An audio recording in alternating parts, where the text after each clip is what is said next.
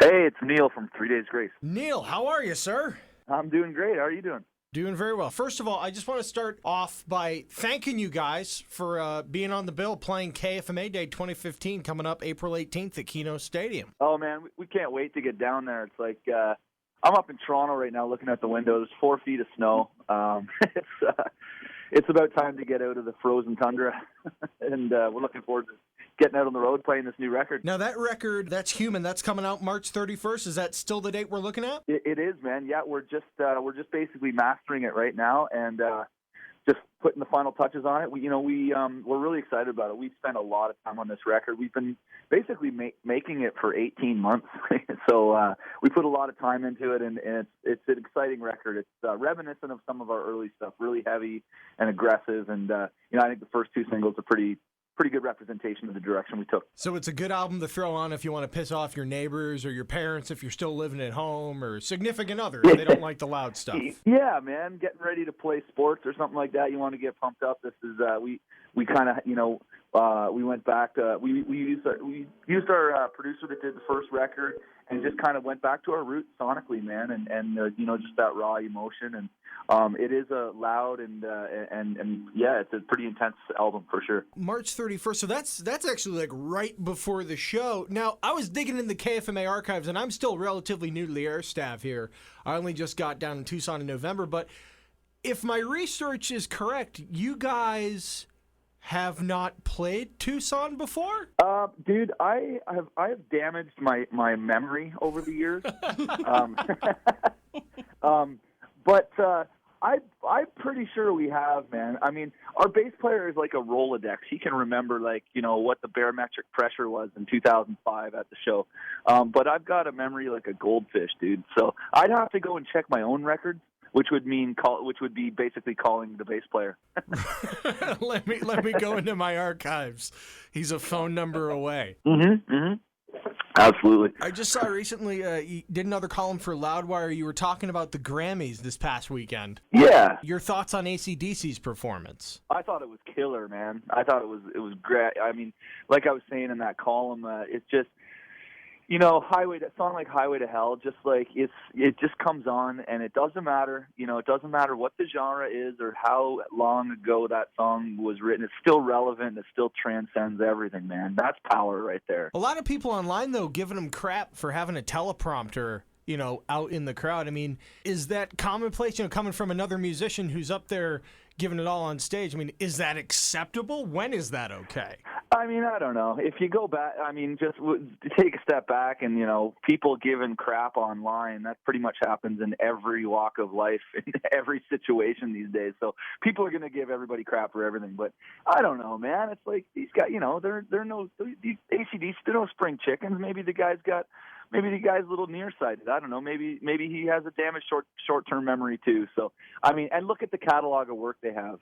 They got a lot of songs. They got a brand new record. I don't know, man. It's like we're not there. We're not there yet where we need the old teleprompter to jog our memory. But hey, you got to cut those guys some slack, man.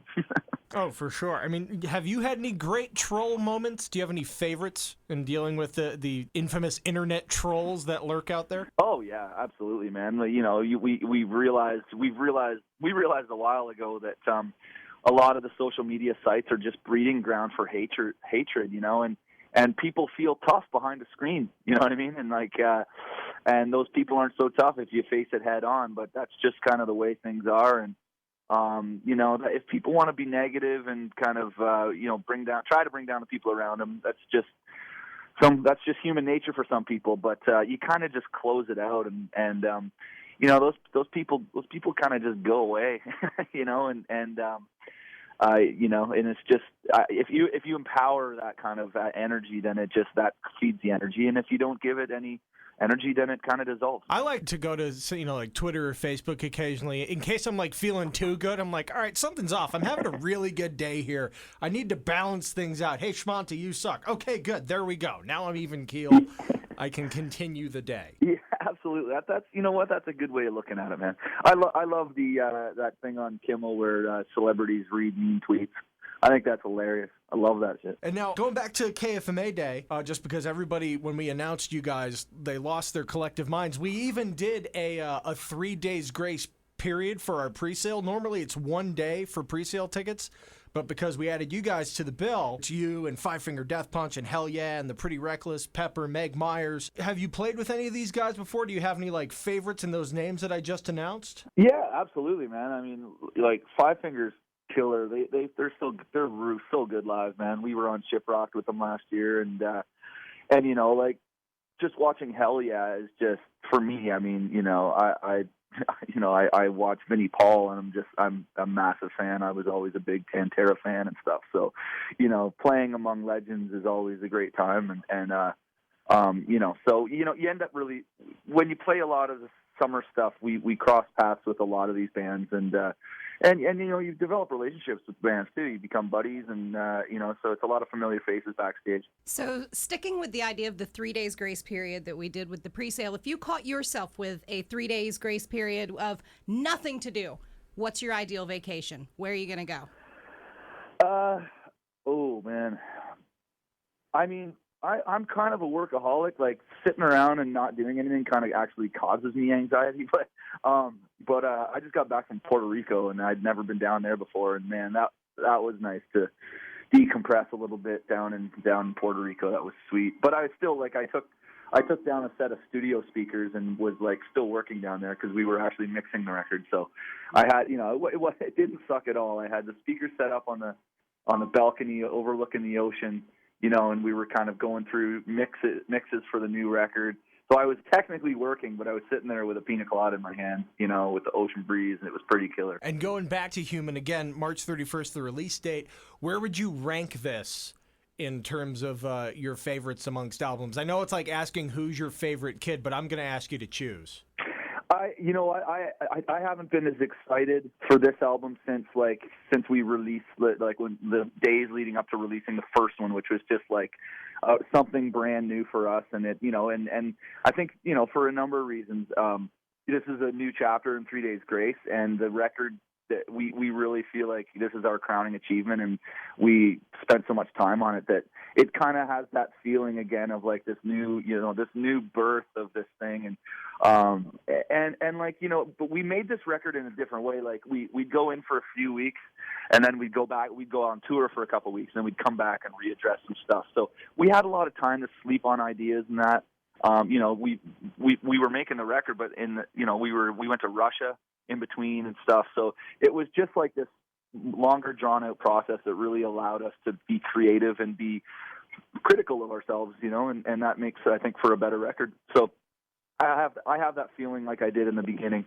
And I think part of it is because, you know, the record is reminiscent of the early stuff that was just like really raw, unbridled emotion, and the music complements that kind of vibe. Now, in terms of your recording, are you guys in the Rolling Stones philosophy, like just throw the amps in, plug in, and play, or are you more like the Beatles, where things need to be produced and there's layers and there's textures to it, and, you know, which do you like? Well, ours is, I guess, a mix of both. I mean, for us, we write everything before we go into the studio. So, because, like, for us, it's, I mean, you know, we're not too worried about the producing and the layers and stuff. Our main focus and what we really obsess about is just the quality of the songwriting, and we generally do that like in a room with like just, you know, 4 acoustic guitars, because we're all really collaborative with the songwriting process. We all write the lyrics and melody and music together, and as a team, and collaborate that way. So that's kind of the really what we focus on and obsess about, and you know, we'll rewrite things, and we're, you know, until everyone's super excited about it, then it's not finished. You know, we all trust each other as far as you know, all having to love something. And then, you know, when we get into the studio, it just becomes, that's kind of the fun part, if the songs are already written, and you can just sort of go off. But we do play live together to capture that vibe, because if you do too much, just like one guy comes in and then he goes home, and then the other guy comes in, and you kind of lose that vibe of playing off of each other a little bit. All right, well, Neil Sanderson, 3 Days Grace, Human, new album coming out March 31st, just a few weeks shy of KFMA Day 2015, April 18th at Keno Stadium. Man, stay warm up there in Canada and safe travels on the road, and we're looking forward to seeing you boys down here in Tucson in April. Yeah, we can't wait. Thanks for the support, and come backstage for a beer when we get down there, and we'll hang out. Oh, several. There will be several beers. Absolutely, I'm in. All right, thank you very much, Neil. Have a great day. All right, take care, guys. All right, see ya.